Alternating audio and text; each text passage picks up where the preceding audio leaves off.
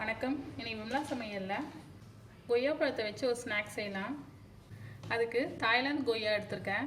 நீங்கள் நம்ம ஊர் கொய்யாலையும் செய்யலாம். இதை தாய்லாந்து கொய்யா இப்போ சீசன், இப்போ நிறைய கிடைக்கும். இதுக்கும் அதுக்கும் பார்த்தீங்கன்னா ரொம்ப வித்தியாசம் இல்லை, டேஸ்ட் ஒன்றா தான் இருக்குது. இதில் வந்து விதை கொஞ்சம் கம்மியாக இருக்குது, ஸ்கின் பகுதி வந்து ஜாஸ்தியாக இருக்குது. இது ஒன்று வந்து 1/4 கிலோ வருது. இதுலேயே பெரிய சைஸும் வருது. இந்த மாதிரி கட் பண்ணிவிட்டு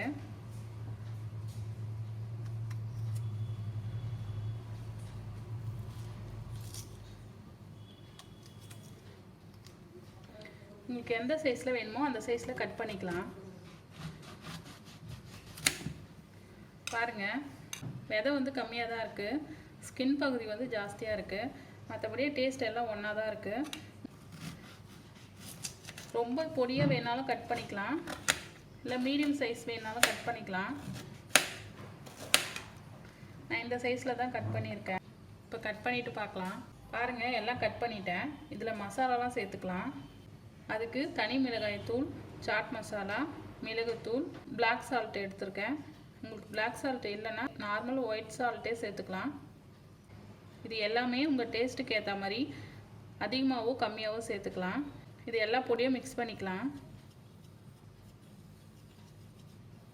இந்த மாதிரி மிக்ஸ் பண்ணிவிட்டு தூவி விட்டுறேன். நான் எல்லாமே சேர்த்துட்றேன். நல்லா கலந்து விட்டுருங்க. இது கூட லெமன் ஜூஸ் வேணும்னா 5 ட்ராப்ஸ் போட்டுக்கலாம். நான் இன்றைக்கி போடலை, ஏன்னா சாட் மசாலாலேயே லைட்டாக புளிப்பு டேஸ்ட் இருக்கும்.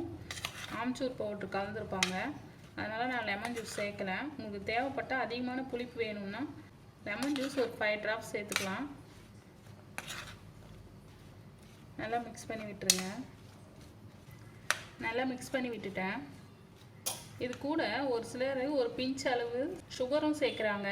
அதே மாதிரி ஸ்ட்ரீட் ஃபுட்லாம் ஒரு குட்டி பச்சை மிளகாய் நசுக்கிட்டு இதாக கூட மிக்ஸ் பண்ணி தராங்க. நீங்கள் அந்த மாதிரி வேணுனாலும் செஞ்சு சாப்பிட்லாம். எங்களுக்கு இந்த மாதிரி இருந்தால் தான் பிடிக்கும், அதனால் நான் அதெல்லாம் சேர்க்கலை. இந்த மசாலா கூட அதிகம் நினச்சிங்கன்னா வெறுமனே மிளகாய்த்தூள், உப்பு சேர்த்து சாப்பிட்டாலே ரொம்ப நல்லாயிருக்கும். இது வந்து தாய்லாந்து கொய்யா. பழக்கடையில் கேட்டிங்கன்னா உங்களுக்கு கிடைக்கும். நம்ம ஊர் கொய்யாலையும் செய்யலாம், அதுவும் சூப்பராக நல்லாயிருக்கும். வெறுமனே சாப்பிட பிடிக்காதவங்க இந்த மாதிரியும் செஞ்சு கொடுத்தீங்கன்னா சாப்பிடுவாங்க. டேஸ்டியான ஹெல்த்தியான கொய்யா சாலட், கொய்யா மசாலா ரெடி ஆகிடுச்சு. நீங்களும் செஞ்சு பாருங்கள். செஞ்சு பார்த்துட்டு கமெண்ட் சொல்லுங்கள். வேறு ஒரு ரெசிபியில் பார்க்கலாம்.